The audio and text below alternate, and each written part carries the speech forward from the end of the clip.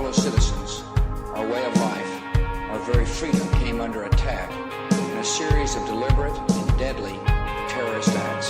Several shots were fired as President Kennedy's motorcade passed through downtown Dallas. None of us will ever forget this day. Yet we go forward to defend freedom and all that is good and just in our world. This is Houston. Say again, please. Houston, we've had a problem. Ask not what your country can do for you. Ask what you can do for your country. I have a dream. My 4 little children will one day live in a nation where they will not be judged by the color of their skin, but by the content of their character. I have a dream today. Welcome to the Hagmann Daily Show, weekdays 2 to 3 p.m. Eastern Time. And now your hosts, Joe Hagmann and Jon Robberson. Hello and welcome to this Friday, June 15th, 2018 edition of the Hagmann Daily Show. So happy to be here. So happy that it's Friday and we have a weekend to look forward to with this Father's Day. Here it's supposed to be pretty warm, almost 90 degrees Sunday, and we're going to have a little get-together for Father's Day, and I hope other people, listeners, take advantage of the day, and if you have a father, or just get together with your family and use that time to get together and spend some quality time with your family. Because really, when all the things we talk about on this show, and from news to the theology to the prophecy, all you have in this life is your faith and your family, and the family can include close friends and whatnot. But really, aside from that, what else do we have? Who else do we have?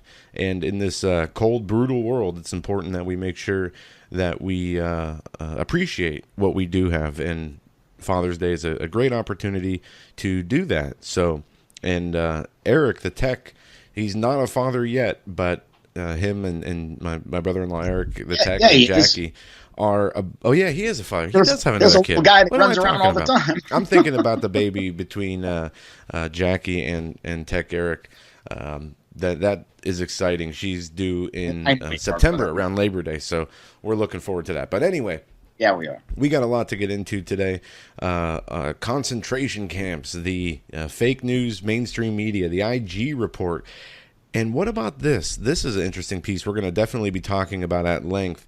IG report confirms true pundit bombshell on Hillary's emails. Detail: Comey was briefed on Hillary Clinton linked sex crimes against children evidence on Wiener laptop. What does that mean? On page, 294 in the IG report, it looks at some notes of an FBI agent who briefed Comey, and what he says under the heading about the Wiener laptop, it says Hillary Clinton and Foundation Crimes Against Children, and we're going to talk about what that means. But first, there's a huge story here that is getting overlooked, John, and there's two parts of this story. The Walmarts. Back in 2015, there was this big quote-unquote conspiracy theory when all these Walmarts were shutting down for the same reason, which did not make sense to people, employees, and customers of these Walmarts. They said it was plumbing issues. Well, if you remember, we talked about the fact that these Walmarts were strategically placed near train tracks, and there was very strange things going up as far as guard towers and barbed wire fences, and you had DHS and other government organization vehicles and supplies and what put in these Walmarts. If you remember, there were some people who went around filming these areas and detailing how Homeland Security and other agencies were there working in these Walmarts. And it was a big conspiracy theory, were these being prepared for some type of martial law type scenario to be used as detention or processing centers. And everybody, on the Obama and mainstream media was like, oh, you guys are conspiracy theorists and you're crazy. And, we hear it all the time. Well, it turns out that they were turned into detention and processing centers only for illegal immigrants under the Obama administration. And this is where you get the pictures of children, quote unquote, in cages, which isn't really true. It's just, some fence barriers. But today there's a piece, I posted this on Hagmann Report right on the front page. MSNBC accuses Trump of creating concentration camps, warns your kids could be next. Now, interestingly, the way they frame this, Trump's creating concentration camps is absolutely BS. And this whole narrative of illegal immigrants getting separated from their families. Some people make some great points I've heard. When somebody commits a crime and they go to jail, they're separated from their children. And how is it any different when you're dealing with illegal immigration? All the president is doing is enforcing the law. Now we see that they're trying to change the laws and grant this big blanket amnesty. But that's a topic for a separate train of thought. Here I want to focus on these Walmarts, because what we were talking about and what was labeled a conspiracy theory was actually the truth. But now that President Trump is in office, the media is turning these truths into something they're not, but the danger is still here. I mean, if they were able to do this with these Walmarts, basically undetected until the stories resurfaced about these children and the senators are visiting these Walmarts, it just makes you wonder how much more stuff out there that sounds crazy or terrifying is actually coming true or has come true. And I think it's really important that we don't forget about this. And I think we should, I know, John, you got a few things on this specifically in the detention centers, but what does it say that these Walmarts were able, is Walmart, does they have a partnership with the government? They shut down profitable retail centers to let the government turn them into detention center, processing centers. And we always talk about Walmarts all across the nation. They're all seem to be strategically placed by train tracks and have all these different characteristics that they could all be turned into these processing centers or concentration camps, basically at the drop of a hat. So what is that? Joe, do they have some partnership with the government? I mean, why are they giving up this real estate? And if they do, and here's, okay, and I don't want to get in the weeds here. I just want to make this point because I've seen this firsthand. This is not Twitter reportage. This is not second or third hand information. I've seen this firsthand on the Olympic Peninsula in Washington State.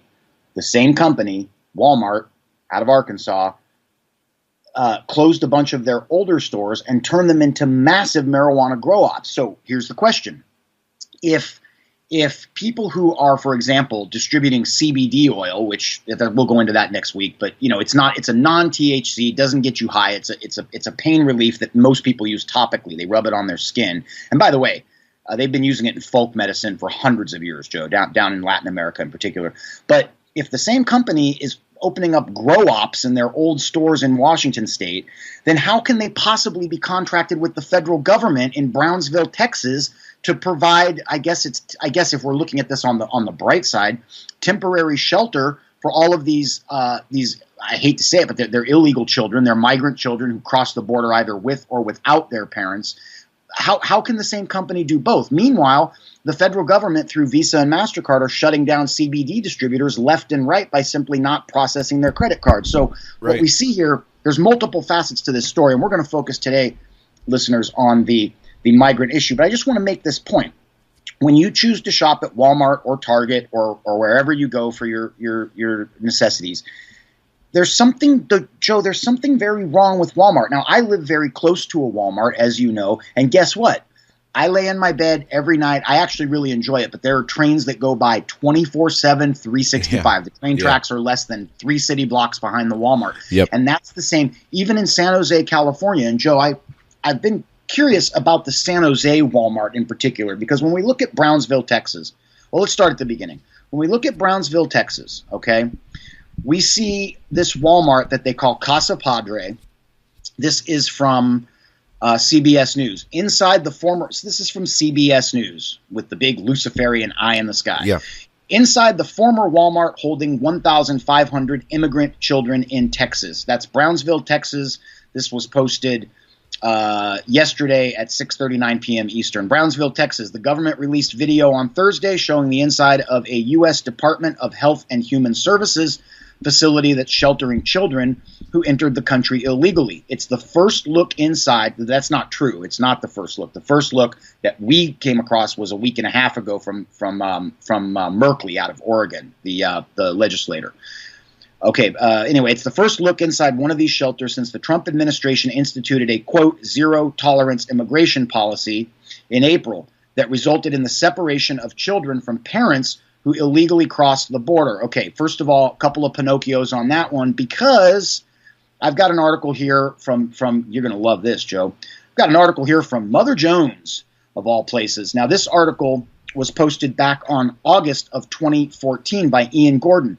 70,000 kids will show up alone at our border this year. What happens to them? Question mark. So you can see just in the first 3 sentences of the CBS report, Joe, what you indicated in your opening commentary.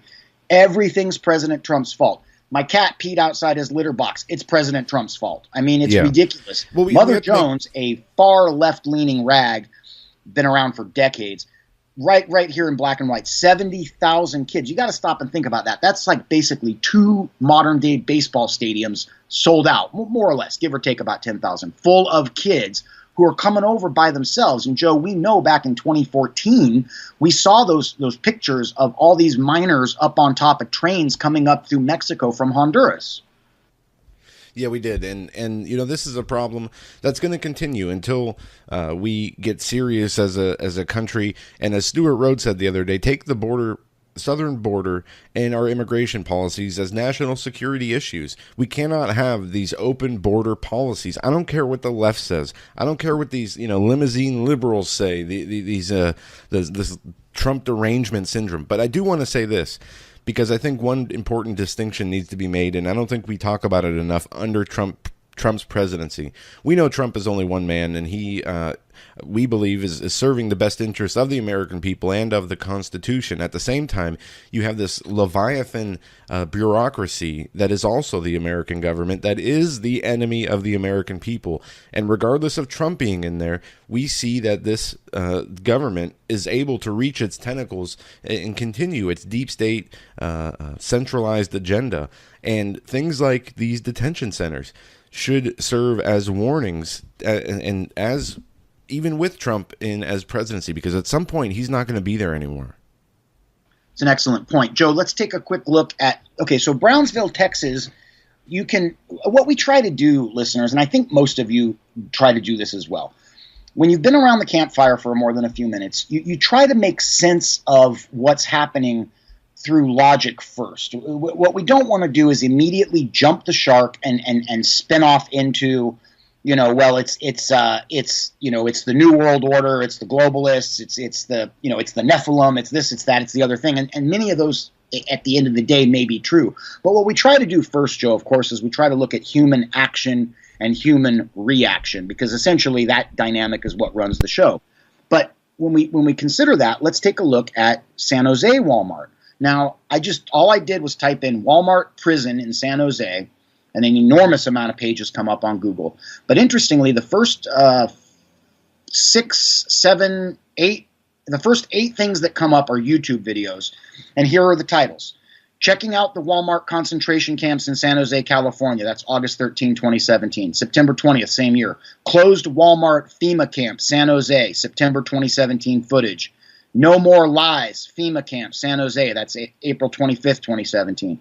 Walmart death camps for martial law takeover.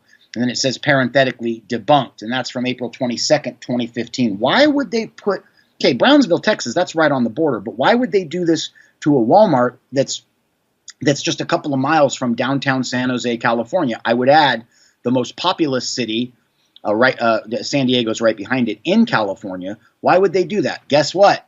There's train tracks right next to that Walmart, even in the middle of downtown San Jose. So there's something going on here.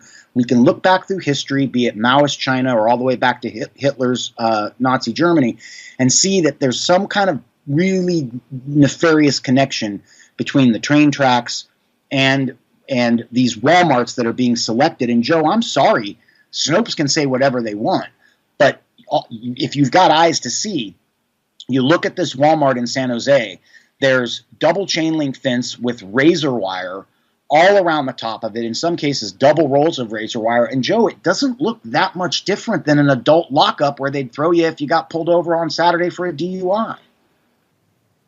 Well, this is, again, John, when we talk about the force and the abilities of the government, look at just in the 20th century, 20 to the 21st century, all the war we saw between World War I, World War II, and all the deaths. And think back, our history has always been these huge conflicts from the medieval times, the conquest, from one government or society toppling another regime or another. These movements of world conquest have historically all happened, basically one after another with short periods of rest in between them.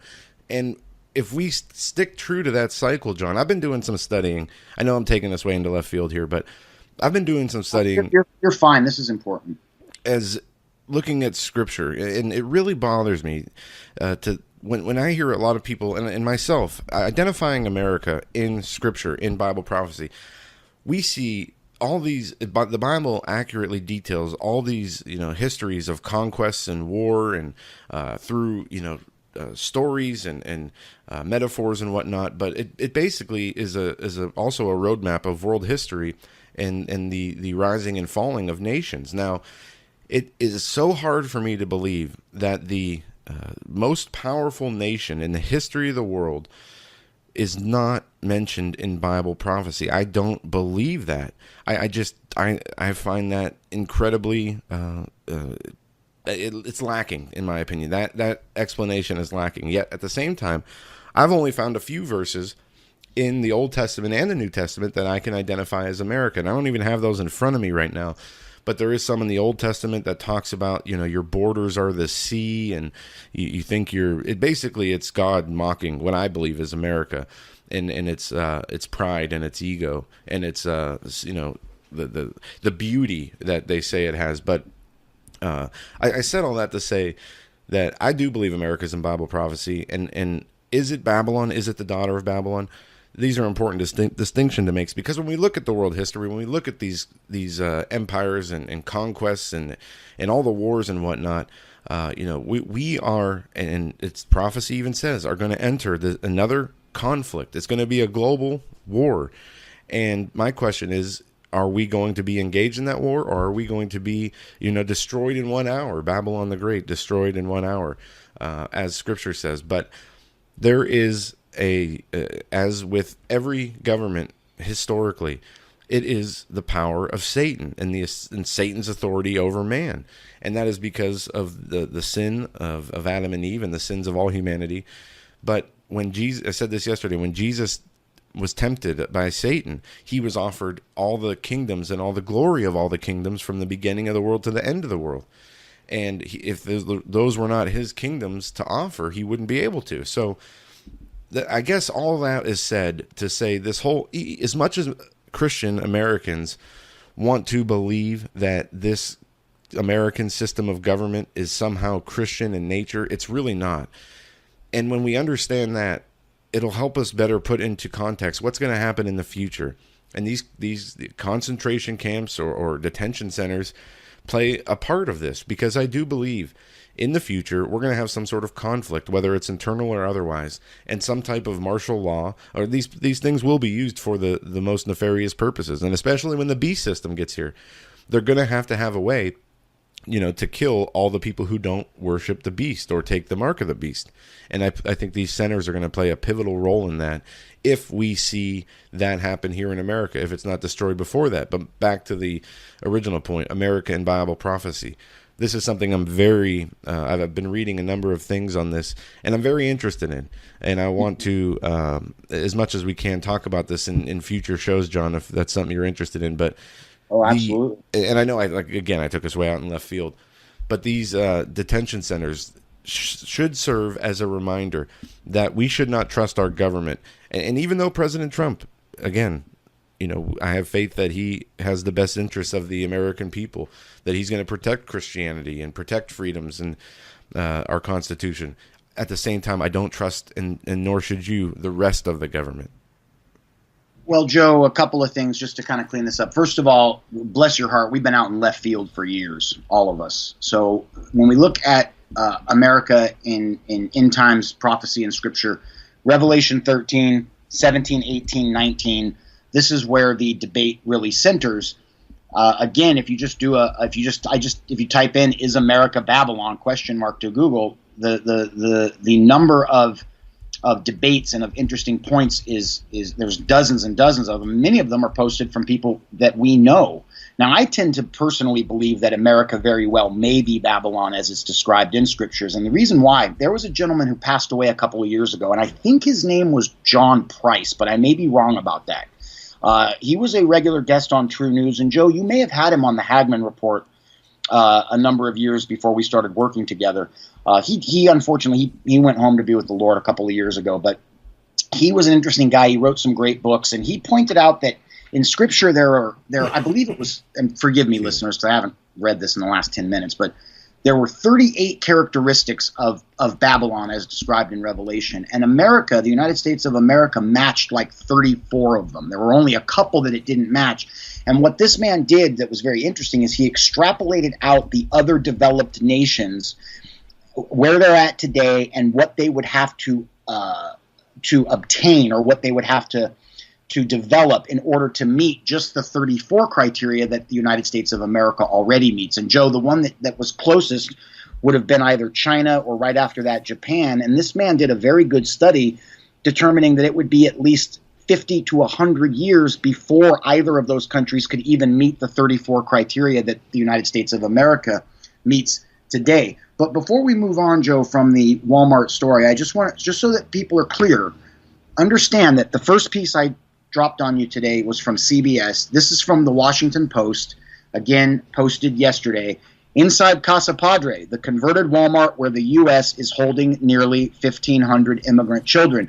And there was a couple interesting things here, Joe. One of them is, again, they blame it on Jeff Sessions and his, quote, zero tolerance policy, end quote. But that's completely disingenuous reporting, again, from the Washington Post, from what I like to think of as the CIA Times, because this problem didn't develop under President Trump or Jeff Sessions' watch. We can track, you could spend all weekend reading articles going back to 2014 about this enormous, it was almost considered like a crusade, like the Fifth Crusade, the Children's Crusade 2.0 of all of these unaccompanied minors. They were reporting minors as young as 8, 9, and 10 crossing the border from Honduras, from Mexico, from Guatemala, from El Salvador, etc.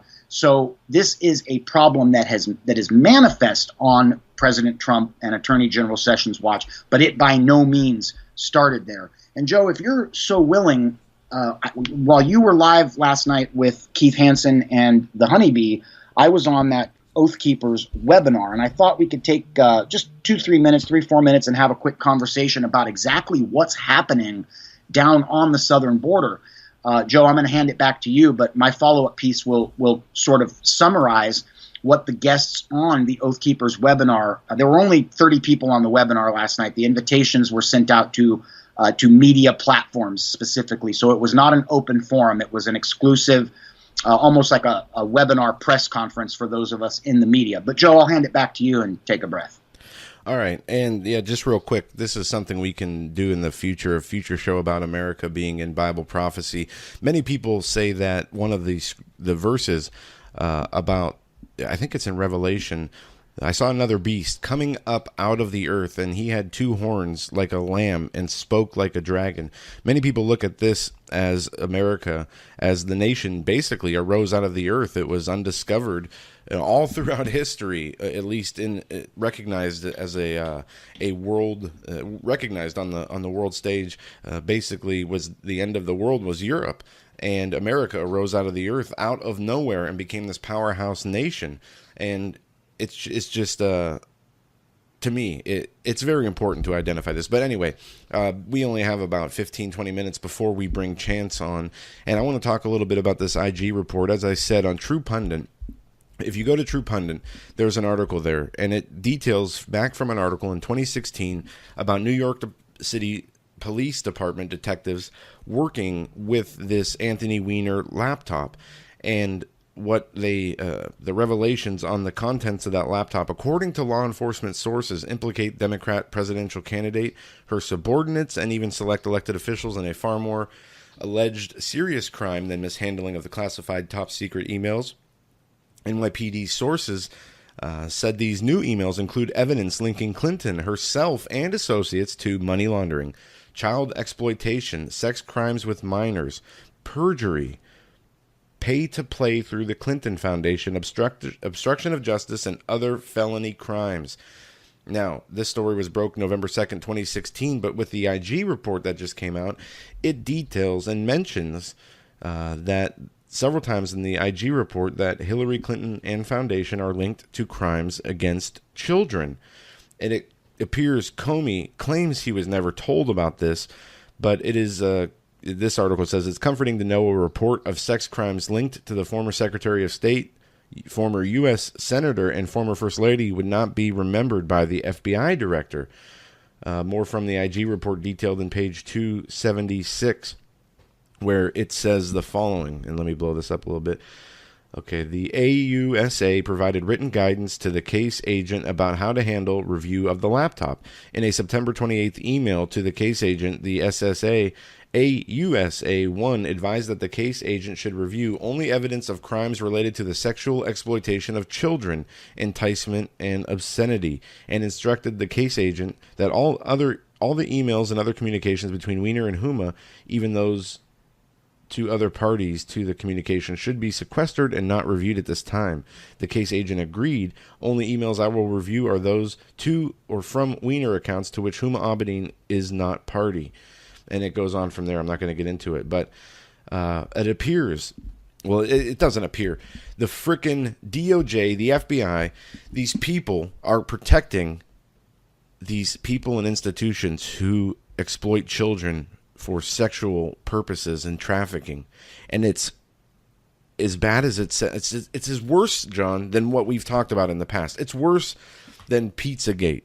I mean, this is a government, the whole government bureaucracy protecting and probably engaging in pedophilia, which brings me to a point because, and I want to make sure we make this point.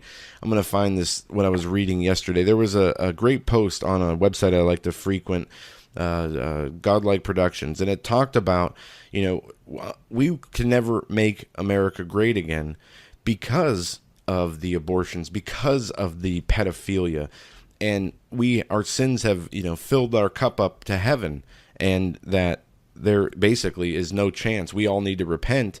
And even if we stopped right now, okay, here it is. The reason you cannot stop child sex trafficking. Now, I don't agree with everything this person says, but let me read this real quick.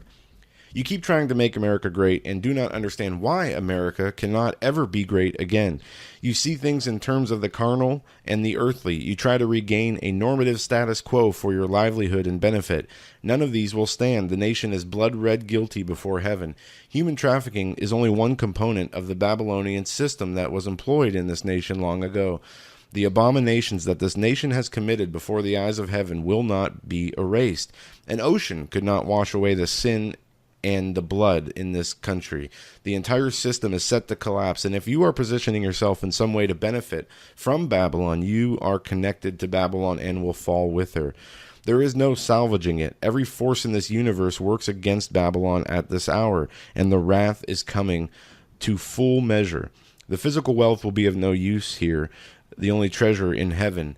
And if you do not have that, you're already dead, along with the mystery Babylon system.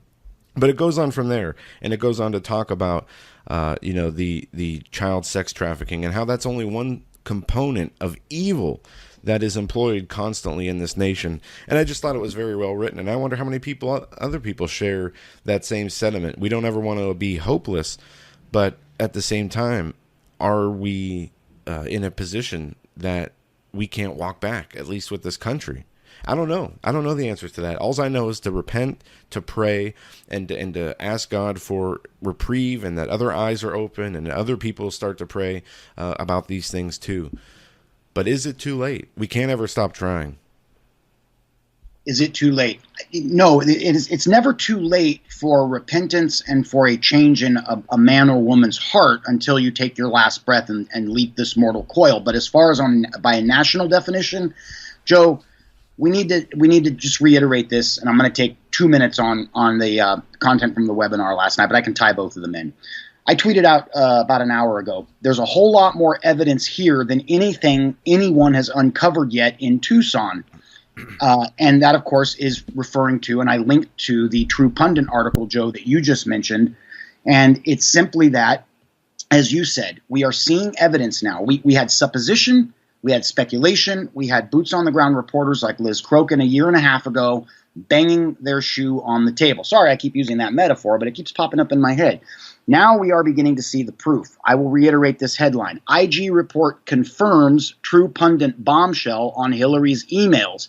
Details Comey was briefed on Clinton-linked, quote, sex crimes against children, end quote. Evidence on Wiener laptop. This posted yesterday. Thomas Paine over at True Pundit. Follow Thomas Paine on Twitter. And, Joe, the direct quotes are here in the article. Now, for expediency, we won't go into those today. But I want to take just 2 minutes before we bring on our sponsor, Chance, from simplycleanfoods.net, to talk quickly about what I learned in this webinar last night. We know, Joe, that our country is ginormous. Okay, it's almost as big as the entire Western European portion of the European continent. So it's huge.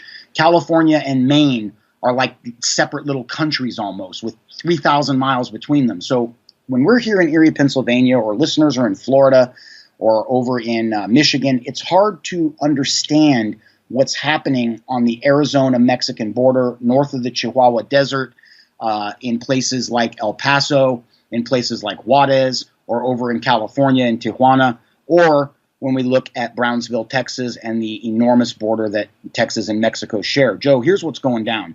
There were 2 guests on the webinar last night, and the webinar was designed to instruct media personnel as to what the Oath Keepers are doing, how they're interacting with vets on patrol. They were very kind toward vets on patrol, but they were also very critical, and rightfully so. A lot of good people working for vets on patrol down in Tucson, but they're led by somebody who basically is a couple sandwiches short of a picnic. And you know what? I'm sorry, Lewis Michael, but that's my opinion, and I'm sticking to it. Here's what's going on, Joe. Ranchers down there have, in some cases, it's almost like a Wild West story. They've had their ranches taken over by the cartels and by their coyote and mule bagmen and traffickers. And in many cases, Joe, I told you this last night, late offline, what the cartels do is they will start to really think about this, listeners. This is on the United States of America's terra firma. They will light a brush fire, and that manzanita, that mesquite, etc., a lot of it's got a lot of oil in it, and it burns like crazy. They light an enormous brush fire, and then when the volunteer fire department, again, the volunteer fire department, rolls out to put the fire out, they have snipers that shoot at them, that shoot at unarmed firefighters who are just trying to put out a wildfire, and that creates a diversion for very limited local law enforcement resources who are diverted to the fire so that either the drugs or the children can be pushed over the border. And I want to reiterate, this is on privately owned property owned by American citizens who are ranching down in that area. So this is a very serious border war type situation. It's not just the cartels chopping off people's heads in Mexico. It's the overtaking of people's land in the United States. And I'll make this my final comment. And if our listeners are interested in more on this, let us know, and we'll grab Stuart to bring him on the Daily Show. We interacted last night. He's more than willing to do it.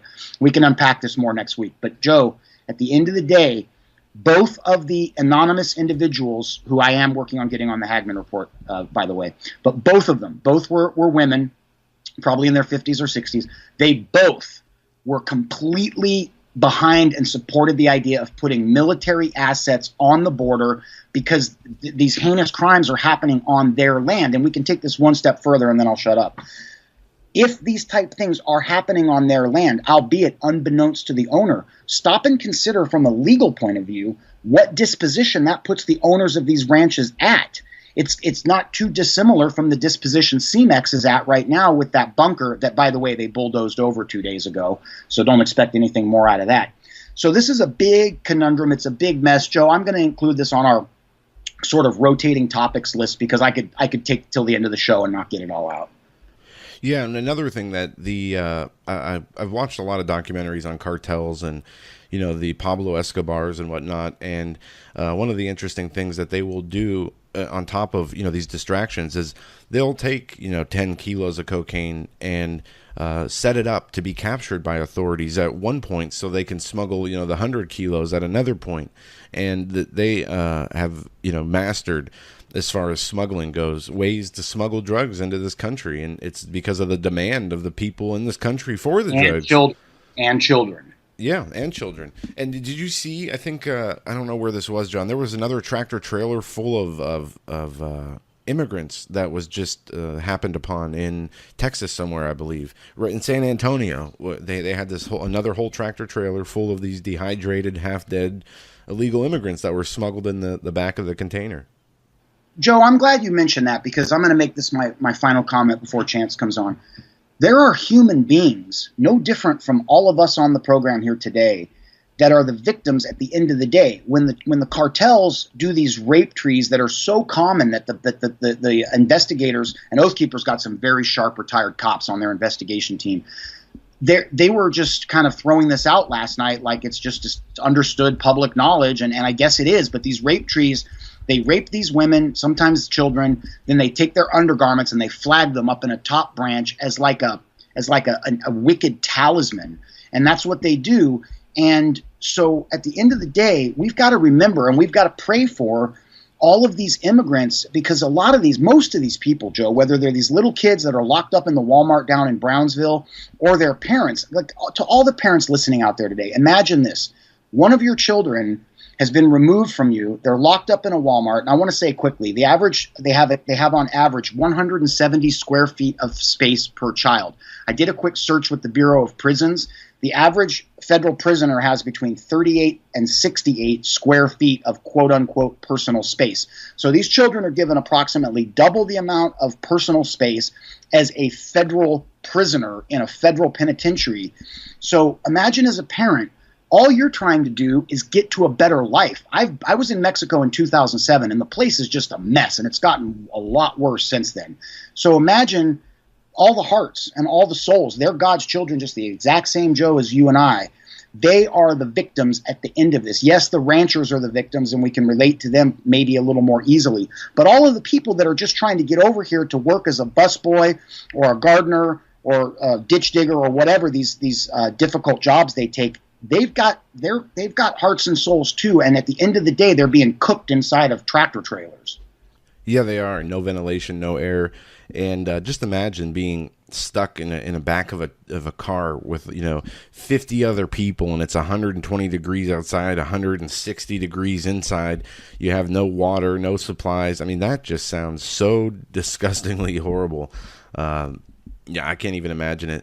And this is way out of left field again. I came across a quote from Winston Churchill that has no relevance to what we're talking about today. But he said the fascists of the future will present themselves as anti-fascist. And I found that quote just remarkable, especially seeing the attitude we have in this country today. But anyway, it's a good segue to bring on Chance. Now, I'm going to bring him on. And for those of us who want us to do or want to hear a more in-depth analysis of the IG report, I just think it's going to become, we're going to see an oversaturation, and I expect many people to be covering this, and we will cover it. As I said, I just downloaded the document and I just started to read it, so we will cover it in further detail, but I just don't think today's the day for it.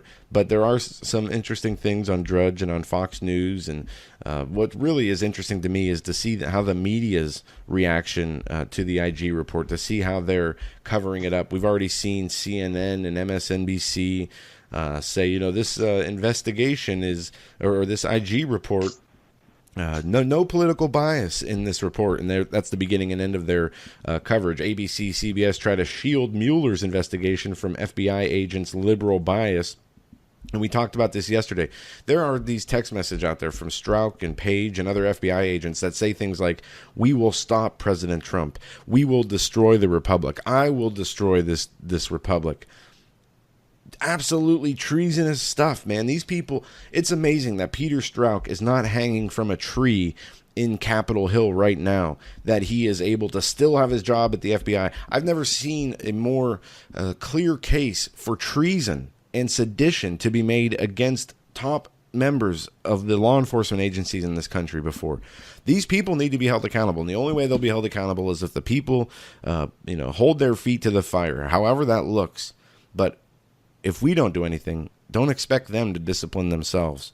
That's all I'll say on that. We have with us our sponsor, Chance, from the great company that we have. I keep wanting to say American Survival Wholesale, but simplycleanfoods.net is the website. With the promo code SimplyClean, you get a discount as a listener to this show. But Chance, I know we tried to have you on last week. It didn't work out, but great to have you back. Well, blessings, gentlemen. Thank you. It's good to be back.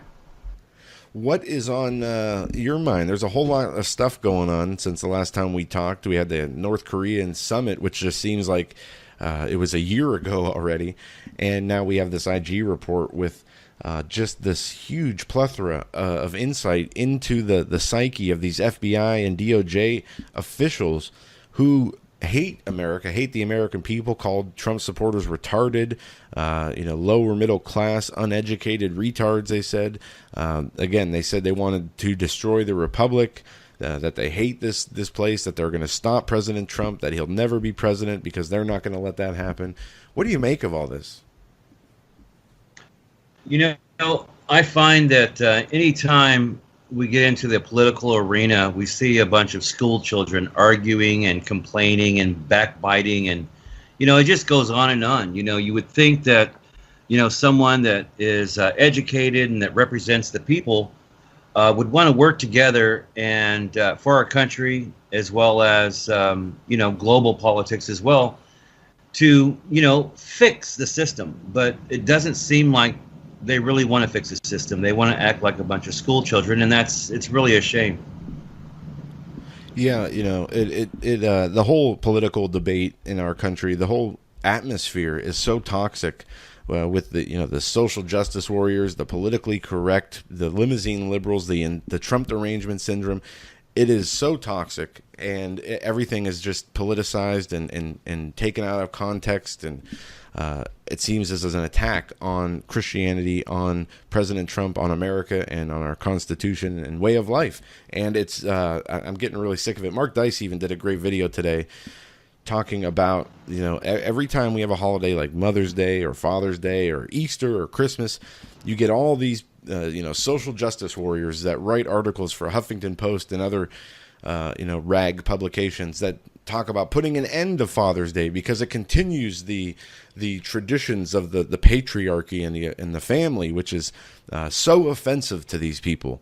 And it's really frustrating and aggravating to have to read and deal with this mentality of people, the mental midgets who are offended by Father's Day or Mother's Day.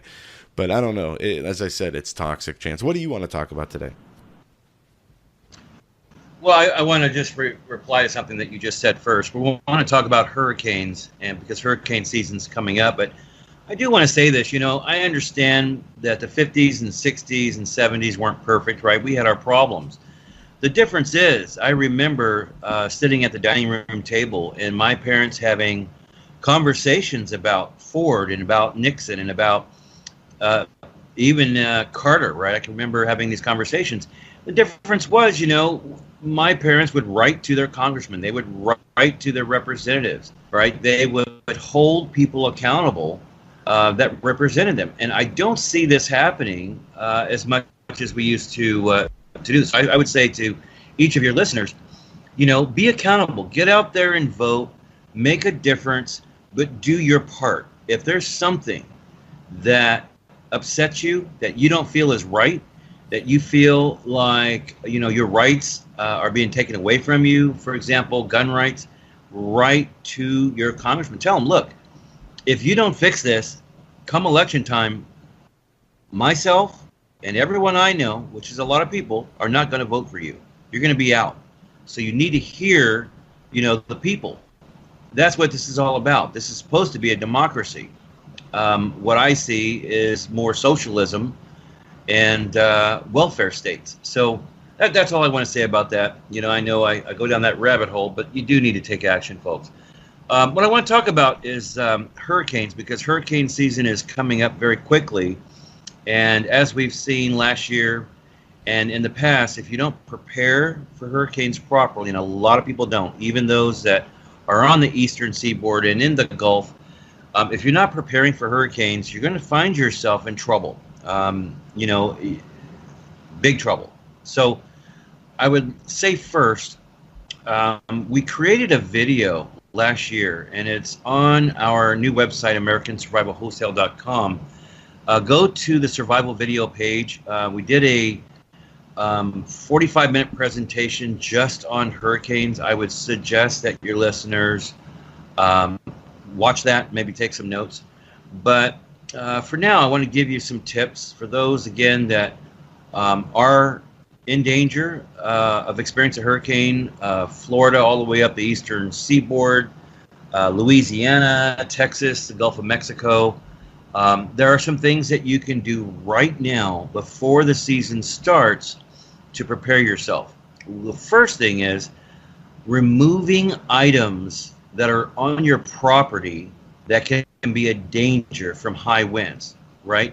So we understand that lawn chair that is so nice in your backyard can become, a 12-pound missile going right through your window. I've seen videos of 2x4s actually going right through the siding of a home and into the house, right? So removing any items that can be picked up, put those away or batten them down, secure them so that they don't become, a hazard to you and your family. The other thing that you can do right now before hurricane season is to go to your local hardware store and pick up some 1/2-inch to 3/4-inch plywood. Go ahead and measure all of your windows and cut the plywood to fit about 4 inches beyond the window frame itself. Go ahead and pre-drill each screw hole so that when there is word of an imminent hurricane, it will only take you 20 to 30 minutes to go ahead and install this plywood. Again, these winds, 100, 120, 140 miles an hour, very, very dangerous. And in most cases, you're going to have to stay in your home. So that's the first thing that you can do. The other thing that you can do is to make sure prior to a hurricane that you have the necessary provisions, right? So understand you most likely are going to lose power. So you're going to have the ability to charge your phones, charge your laptops, to be able to cook a meal, right? Make sure that you have the provisions necessary, as well as food, water, sleeping bags, other supplies on hand. One thing that we do offer, Joe, is a free consultation. So if you have a long way to go and you just need some help getting prepared, feel free, please, just to give us a call. We'll help you through it. Our number is 818-720-0759. It's free of charge. We'll spend the time with you. We just ask that, we schedule that first, okay? So reach out to us at 8. Go ahead. No, go ahead, Chance. Go ahead, Joe. No, Chance, you can go ahead and finish up. I didn't mean to interrupt. Okay, no, it's fine. It's fine. So, yeah, reach out to us. Let's schedule that, and I'll spend, 30, 45 minutes with you and just kind of show you where you need to be and what's missing, okay? But I would say first, do an inventory. Go through your home, take an inventory of your, especially things like first aid kits. Open them up, guys.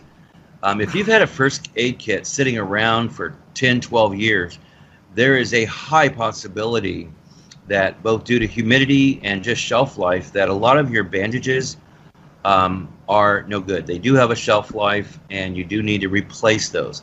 Maybe you have used some of these first aid items over the years, and you might be a little bit low. So just make sure that you're stocked up, that you have a great quality first aid kit. If you need to get an idea, you can find those on our website. Ours are pretty complete. They have actually trauma supplies in it as well. Check it out. So the other thing that goes along with that inventory is to make sure that you have enough food and potable water, folks. I cannot discuss this enough with you. You got to have potable water, water that you can use for drinking purposes only, and then have storable water. And what I mean by that is water that you can clean with, that you can cook with and boil off things, that you can bathe with, right? So, and having that storable water, your potable water must be in a BPA-free container, right? You don't want these little cheap plastic bottles and call that potable water storage, because the BPAs actually leach right into your water. So make sure that the containers that you have are BPA-free. That's very, very important. I know we don't have a ton of time, but I've got to address this. If you are forced to evacuate during a hurricane, guys, everyone listening, please know your planned evacuation route and practice it. Okay, number one, know your evacuation route and practice it. Also have a backup route in case you have, for example, road closures or bottlenecks. You're going to need another route to get out of there, and you need to have a plan in action and practice that plan. What goes along with that? In case of an imminent hurricane, you need to have what some call a go bag. We call it a bug out bag. That bag needs to have the items that will be a perfect fit for your family. And what I mean by that is not all bags are created the same. If you have children, if you have toddlers, if you have babies, your bag is going to be different than someone that just a couple, right, with no children. So you need to have a bag that fits your needs, okay? It does need to contain a minimum of 72 hours of supplies. I would be happy to go over with your listeners the items that need to go into that bag again, but we do need to schedule that, okay? So these are just some basics. We can get into some specifics over the phone, but please go to American Survival Wholesale, watch that video. You can learn quite a bit. We know last year was a very powerful hurricane season, and they are predicting this year to be just as bad, if not worse. They're predicting it to be a very heavy hurricane season, and I don't know what that is worth, and what those predictions equate to, how accurate they are. But in any case, we always need to be prepared for these situations, natural disasters, man-made or otherwise, and hurricanes are definitely part of those.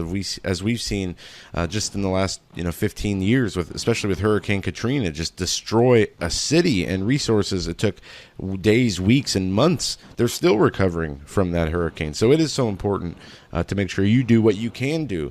And you made a point last year, John, when we were watching all these hurricanes about to hit Florida, is why are these residents rushing to the hardware stores at the last minute to buy plywood to board their windows when they live in hurricane-prone areas and should already have been prepared and have these kind of supplies on hand? It doesn't make a lot of sense, does it?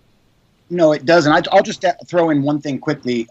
Chance, thank you so much for joining us today. We'll have to get you on next week where we can have more of a conversation. We'll schedule you for more time, brother. But 3 things quickly. Number one, personally, over the past 6 weeks, I've been spending a little bit of each paycheck on renewing some preps. I cannot overemphasize enough what Chance just said about first aid kits. And I would encourage our listeners, go to AmericanSurvivalWholesale.com, go to SimplyCleanFoods.net, and go to YouTube and check out, I like Sootch a lot, Sootch. I think he's one of the best sort of rural prepper channels out there. And then I like Urban Prepper out of Seattle for the city dwellers. But there's a difference between a boo-boo kit and an IFAK, IFAK. And I would like our listeners to please educate themselves on that. One of them, as Chance said, is a trauma kit. It's got a Cat 3 tourniquet in it, chest seals, Kerlix, EMT shears, etc. That's for significant trauma. A boo-boo kit is your Neosporin, your Band-Aids, etc. Also, keep one of those little over-the-counter concoctions where you can refill a filling or dental work if it fails. And lastly, remember that even military MREs have a package date, an inspection date, and an expiration date. And you can go online and you can see a very clear, clean table of at what temperatures your cases of MREs will remain consumable in, and it varies radically. So I've purchased in the last 4 weeks 2 more IFAC kits, like quality professional IFACs, individual first aid kit, and I've also purchased 4 cases of 2018 packed 2019 inspection date MREs. But before you make any of those purchases, visit ChanceAmericanSurvivalWholesale.com, and then for your food needs, simplycleanfoods.net. And this is important because honestly, listeners, most emergency food tastes terrible. There's not enough garlic, salt, and tapatio in the world to make it taste much different than cardboard. So when you get past that 2 to 3 day emergency zone and you're tired of the MREs and you say to yourself, gee, it looks like the power's not coming back on for a week, man, if you can get into some of the blueberries and the bananas and some of the veggies, and you can actually rehydrate these things and consume something that tastes as close as you're going to get to proper organic food from the grocery store, you're going to really thank yourself for that in the future. And lastly, when it comes to boarding up your windows, cut that plywood, like Chance said, in advance, and number your windows so that you know when you're under high stress. Plywood board number 1 goes on front left window number 1. Number them and have that plan in place long before hurricane season. You're absolutely right, John. You're absolutely right. By the way, when we talk about preparing a viable solution for your nutrition needs, you need to understand, yes, fruits and vegetables are important. Also remember that if you have children, you might want to pack some of their favorite things to eat, right? It makes, in a situation that can be very, very stressful, what you don't need is any other stress coming from, inside the family. So, pack some of their favorite foods, as long as, they're shelf stable. Make sure that everyone is comfortable. Pack some coloring books, right, and some crayons, to keep the children occupied while you're dealing with the emergency situation. I can say that we talk about dates. The blueberries and pineapple and green beans and cauliflower that we just got in. Guys, this is our product. This was packaged and created 3 weeks ago. That's how fresh. So it has a May 2018 manufacture date. Okay, that's outstanding. We like to store our food anywhere between 55 and 70 degrees. That's why we have a cooler on the premises to maintain that temperature, which is basically, guys, if you think about it, most people keep their homes at climate control between, 60 and 75 degrees. So it's a perfect fit. You can store that food under your bed, out of sight, out of mind, and out of the prying eyes of others. Well, all excellent advice. And Chance, we thank you for taking the time out of your day to join us. Again, the website, simplycleanfoods.net. Use promo code SimplyClean to get that Hagmann Daily Show discount. And Chance, thank you for all you do and for being a sponsor of the show. It's absolutely my pleasure. Thank you for having me on again. All right, that will do it for us today. We do have a great show for you tonight on Hagmann Report. We're going to cover some news. We got a great debut guest coming on that John had set up.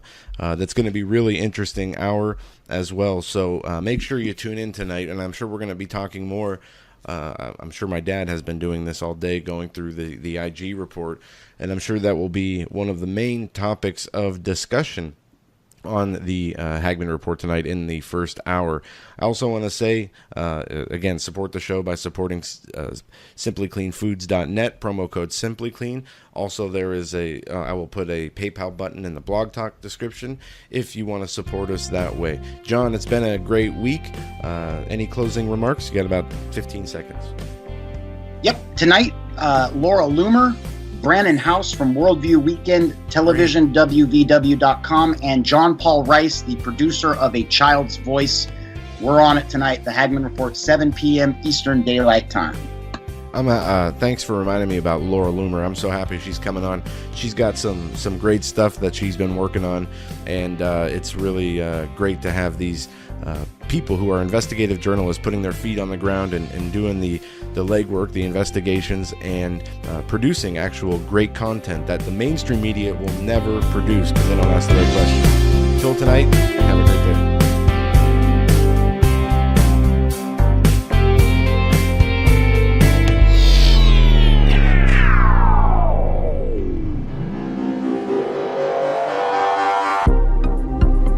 The Hagmann Daily Show is brought to you by the Hagmann Report.